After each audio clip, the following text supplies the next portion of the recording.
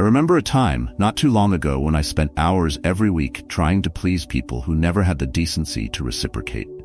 I bent over backward, always available, always giving, and always hoping for something in return. But what did I get? Stress. Exhaustion. The realization that I was stuck in fake relationships. And I wasn't alone. Many of us fall into the trap of these toxic, draining connections. Relationships that look good on the surface, but lack depth. So let me ask you, how often do you feel drained after spending time with someone who never really shows up for you? What if I told you there's a way to identify those relationships before they suck the life out of you? There's a way to step away from those fake connections and start investing in people who truly deserve your time and energy.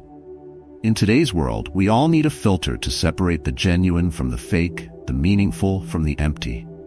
We can all learn how to live more intentionally, protect our time, and reclaim our energy if we're ready to take control of our relationships, stop wasting time on those who don't truly care, and stick around. Before we dive in, don't forget to like this video and subscribe to Stoic Narratives Official for more life-changing insights. Let's take this journey together. Number 1. Why I do this. Life is too short to waste on insincere relationships. I didn't fully realize this until a few years ago. There was a time when I dedicated so much of myself to people who only reached out when they wanted something. They never asked about my life or well-being. It was always about their needs, and I found myself constantly giving. One day, I noticed a man I used to consider a friend only called when he needed advice or favors. But when I faced a tough situation, I couldn't even get a response. That moment made me realize the truth. Some relationships are built on mutual respect, while others are simply one-sided. I had to ask myself, why was I wasting my time on people who didn't add value to my life? Why was I pouring energy into relationships that were never going to be fulfilling? When I made the decision to distance myself from these fake connections, something shifted. I felt a sense of relief and a renewed focus on what mattered. I found myself investing more in authentic relationships, and the difference was night and day. It wasn't just about cutting people off. It was about understanding that my time and energy are too valuable to spend on connections that drain me. I started focusing on the people who made an effort to be present, who supported me, and who genuinely cared. As I reflected on this, I began to understand the value of investing in meaningful relationships. It's not about the quantity of people in your life, it's about the quality. You see, focusing on authentic relationships gave me a sense of purpose. It allowed me to develop stronger bonds with the few who truly matter, rather than spreading myself thin trying to please everyone. The lesson was clear. You have to be intentional about who you spend your time with, and you must recognize when a relationship is doing more harm than good. The truth is that focusing on genuine connections transformed my life. It helped me rediscover my sense of self-worth. I realized that by saying no to those who drained me, I was saying yes to more of what truly brought me joy. And now, I can look back and know that the time I spent investing in authentic relationships made all the difference. So I want to ask you, how much time do you spend in relationships that don't lift you up? Are there people in your life who only take without giving anything back? Recognizing this is the first step in freeing yourself from the burden of fake relationships and refocusing on what truly matters. When you make room for the right people, you'll be amazed at how much more fulfilling life can be.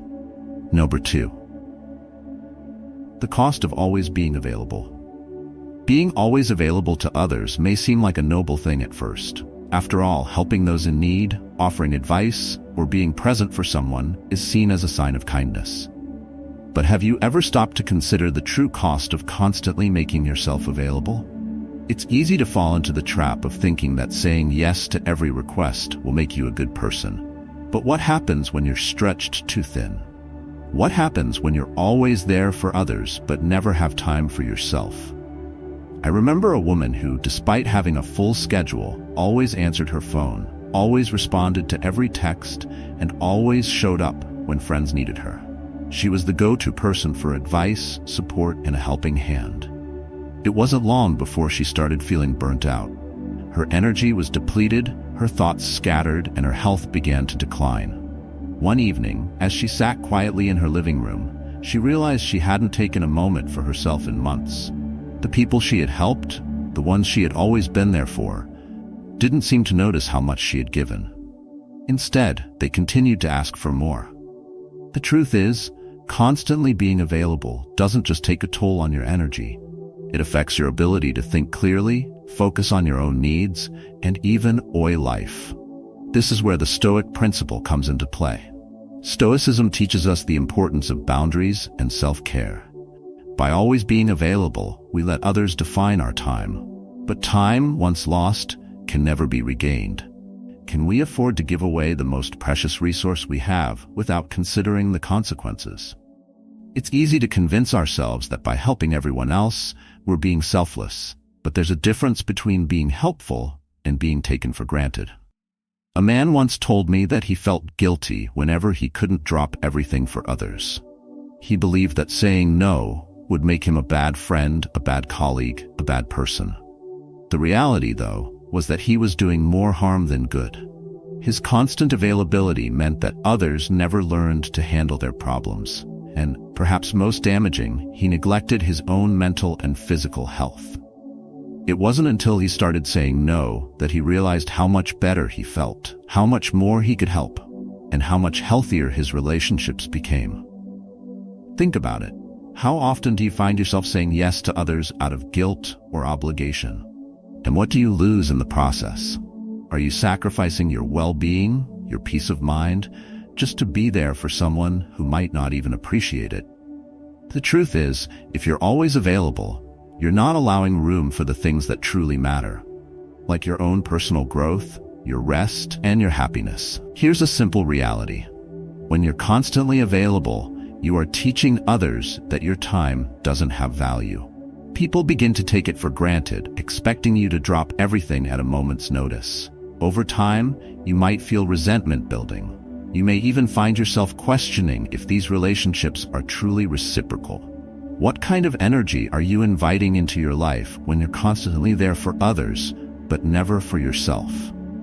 In the end, the cost of always being available is much higher than most of us realize. It's not just about the time you lose, it's about the emotional and mental drain that comes with it. By learning to set boundaries and prioritize your well-being, you begin to understand the true value of your time. You'll be in a better position to offer help and support when it's truly needed, and most importantly, you'll be nurturing the most important relationship you have, the one with yourself. So ask yourself, what would happen if you said no just a little more often? How much more fulfilled would your life be if you started valuing your time, your energy, and your peace of mind? The Stoic wisdom here is clear. Saying no isn't selfish. It's essential for living a balanced, meaningful life. Would you be willing to take that first step? Number 3, quality over quantity, redefining friendship. In a world that values social connections and online networks, it's easy to get caught up in the idea that the more friends we have, the better our lives must be. But have you ever stopped to consider whether the quantity of friendships matters? The truth is, it's not the number of people we know, but the depth of the relationships that truly make a difference. When we shift our focus from quantity to quality, we can build more meaningful, fulfilling connections. A woman I know spent years juggling a large circle of friends, attending every social event, and always staying connected through texts and calls. But despite her busy social calendar, she often felt lonely and disconnected. She realized that while she had many acquaintances, few of them truly knew her.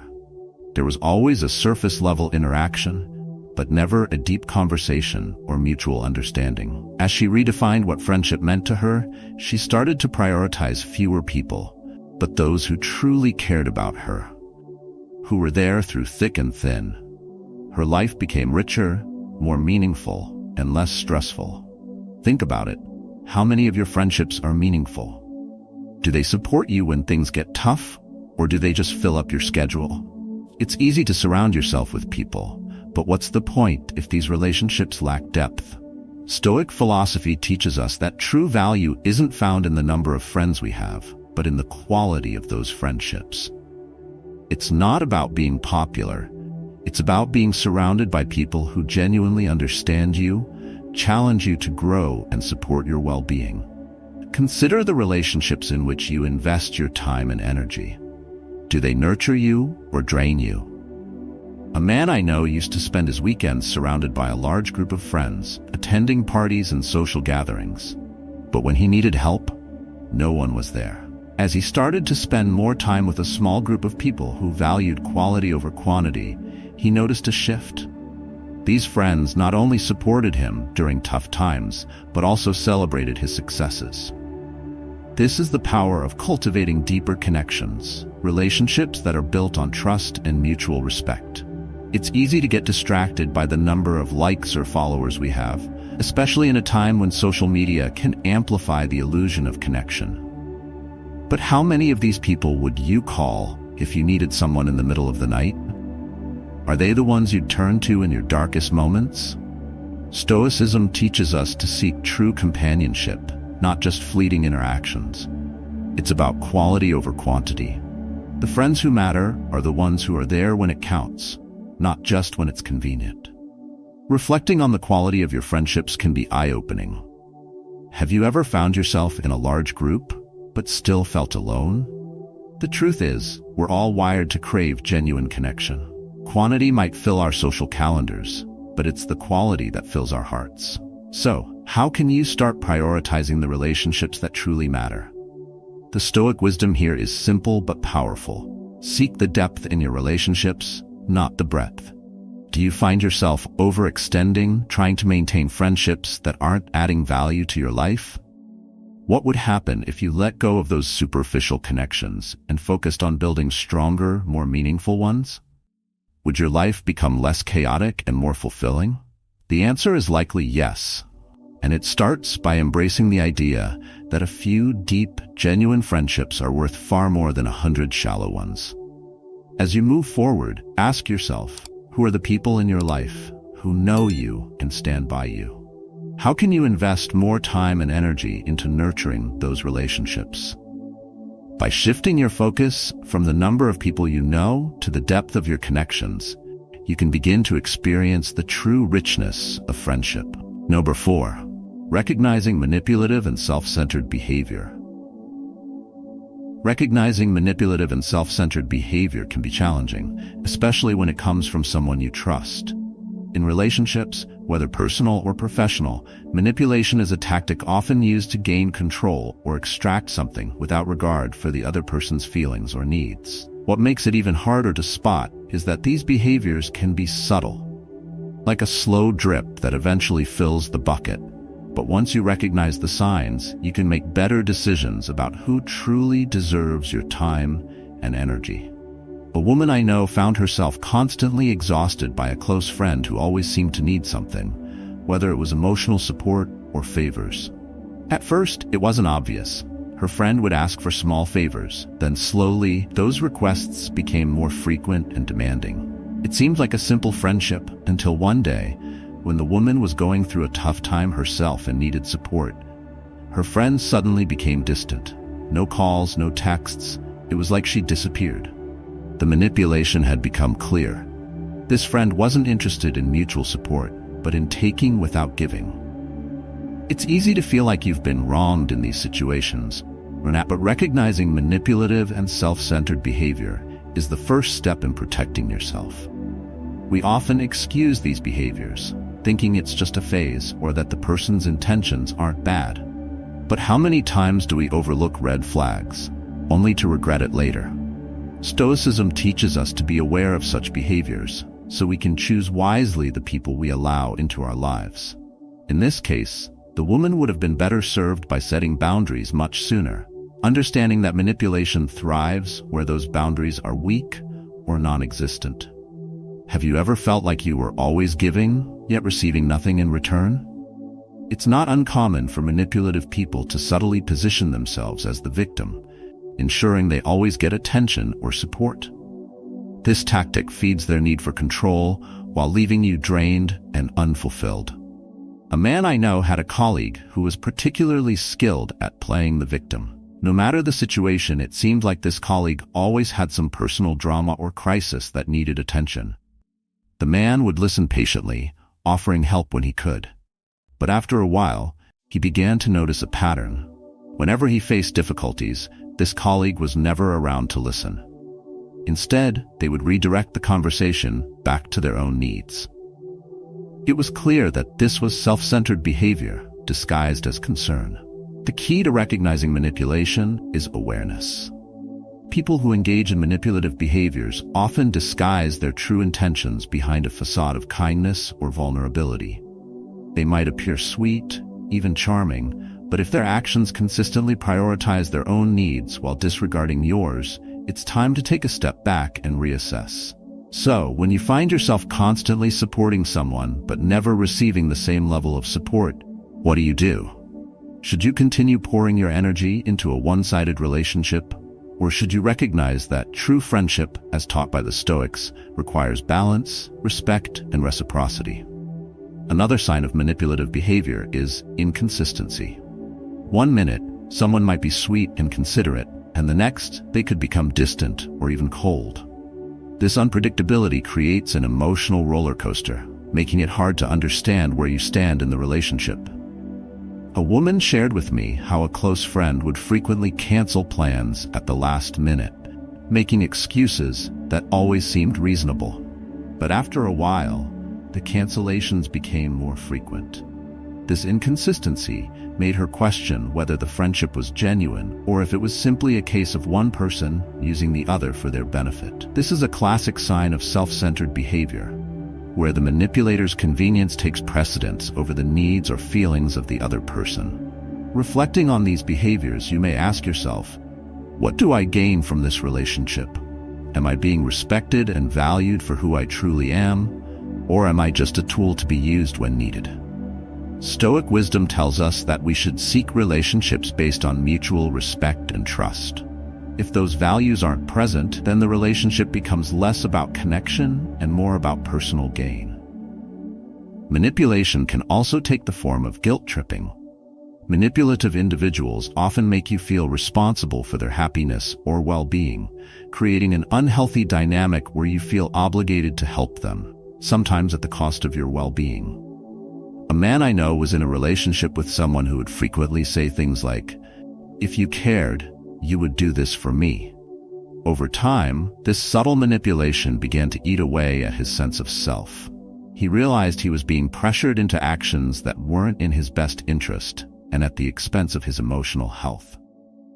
The lesson here is that guilt should never be used as a tool to control others. Relationships should be built on mutual understanding, not on coercion or manipulation. As you think about the manipulative or self-centered people in your life, take a moment to ask yourself, are you truly getting the support and respect you deserve? Or are you simply being used for someone else's benefit? Stoicism encourages us to be aware of these signs, so we can free ourselves from draining relationships and instead invest in those that are genuine and supportive. Recognizing manipulative behavior isn't about pointing fingers or blaming others. It's about taking responsibility for your well-being.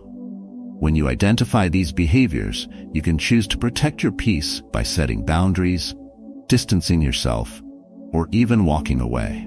It's not an easy decision, but it's a necessary one for maintaining your emotional health and fostering relationships that are grounded in trust and respect. The Stoic approach to relationships is simple yet powerful. Be mindful of who you let into your life and choose relationships that build you up, not tear you down. Wouldn't you rather surround yourself with people who lift you instead of those who weigh you down? Number 5. Trust.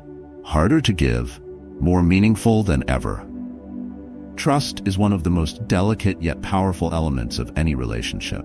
While it's easy to say we trust someone, the act of giving that trust, especially when we've been hurt in the past, can be one of the hardest things to do. When trust is broken, it feels like a piece of our foundation crumbles. But when we give trust, especially to those who prove they deserve it, it can be one of the most meaningful experiences of all. A man I know went through a particularly tough time with his closest friend. They had been inseparable for years, sharing everything from personal struggles to victories. However, a small misunderstanding between them turned into something much bigger. Over time, what was once a relationship built on trust became one riddled with doubt and second-guessing. The friendship was never the same again. The hurt from the betrayal weighed on him for months, and it wasn't until he decided to forgive and rebuild trust that he truly understood its value. What makes trust so difficult to rebuild, especially after it has been broken? It's not just the fear of being hurt again. It's the realization that once trust is compromised, the foundation of the relationship is shaken, and it takes time to rebuild. This rebuilding process is often slow and requires consistent effort. Why is that? It's because trust isn't just about the absence of betrayal. It's about demonstrating reliability, honesty, and integrity over time. When someone asks for your trust, it's not just a request, it's an offer of vulnerability. You're allowing yourself to be open, to be human, and to believe that the other person will hold that trust sacred. But when that trust is violated, it can leave a mark. Can we truly say we trust someone again if they've shown us they're not reliable? Or is trust something that, once broken, is forever changed, even if it's repaired? A woman I know struggled with a similar issue in her romantic relationship. She had been let down by her partner multiple times, each time leading to more disappointment. However, she came to realize that true trust isn't about a perfect record, it's about consistency. Even when the relationship hit a rough patch, and the temptation to give up trust was strong, she learned that rebuilding it required understanding the root of the issues and making deliberate efforts to change. It wasn't easy, but over time, they were able to find a new balance and rebuild trust, proving that it's not about perfection, but about commitment. One might wonder, is trust always so fragile? Shouldn't we trust easily and without hesitation, especially if we care for someone? Well, here's the thing. Trust isn't about being naive or giving it away freely. Trust is something that's earned, and the more you've had to fight for it, the more meaningful it becomes. It's easy to trust when things are going smoothly, but the true test comes when things get tough. How do you behave when the person you trust is struggling, or when they make a mistake? Do you cling to your trust, or do you let doubt creep in? Consider how we naturally feel about people who have proven to be reliable. When a man has always kept his word and been there when it counts, we instinctively trust him. But when we've been let down, we become more guarded. The problem is that this guard doesn't just protect us from future disappointment, it also prevents us from experiencing the deep, meaningful connections that trust brings. Stoicism teaches us to accept that trust is difficult, but also one of the most powerful tools we have for building strong, lasting relationships. We must be intentional about who we trust, and we must also be diligent in proving ourselves worthy of that trust. So why is trust so meaningful once it's earned? It's because trust allows us to be vulnerable. In a world where we are constantly on guard, trust becomes the rare gift that allows two people to connect on a deeper level. It makes us feel safe, understood, and supported. Without trust, relationships become transactional, based on what we can get from one another, rather than what we can give. Trust, when it's earned, shifts that dynamic. It turns a friendship or partnership into something real and lasting. Think about the people in your life you truly trust. They've probably been there for you in ways that no one else has. Maybe they've shown you kindness when you needed it most, or they've kept their promises even when it wasn't easy. This kind of trust doesn't come quickly. It's earned through actions, not words. Have you ever thought about the trust you place in others? Are you willing to invest time and energy in cultivating and rebuilding trust, especially when things go wrong? Or do you tend to withdraw and close off, protecting yourself from further hurt? The Stoic wisdom on trust reminds us that it's not a one-time gift, but a continuous exchange. We must be diligent in nurturing and maintaining trust in our relationships, ensuring that we are as reliable as those we choose to trust. And when trust is tested, we must be honest with ourselves and others about what went wrong, allowing for growth and renewal. As difficult as it may be to trust again after betrayal, the process of doing so can be a profound opportunity for both personal and relational growth. So, next time someone asks for your trust, consider whether they've demonstrated the consistency and integrity to earn it. And when trust is broken, don't rush to close off your heart. Instead, ask yourself if the relationship is worth rebuilding. And if so, be prepared to put in the work. Trust may be harder to give, but once it's earned, it becomes one of the most meaningful parts of a relationship. Wouldn't you rather invest your energy in relationships that are built on trust, rather than those that leave you questioning everything? Number 6. Why I share this experience. As I sit here, having lived more than 6 decades, I often find myself reflecting on what truly matters in life. There are many things I've learned along the way, but there's one piece of wisdom that stands out. Often, the most valuable lessons come from the experiences we share with others. It's not always easy to open up, to show vulnerability. But if we don't share, how can we learn from each other? I remember a man I knew many years ago. He was a quiet soul, the kind of person who kept to himself. His life was filled with small but meaningful acts of kindness, things no one ever really noticed. Yet despite this, there was a time when I could see he was carrying a heavy burden. One day, he finally spoke up. He shared how he'd been struggling to trust others, especially after a betrayal that had left him wounded. As he spoke, I realized something. The only way we heal is by letting others into our story. Not to make them feel sorry for us, but to show that we're all human, all imperfect, and that we can find strength in each other.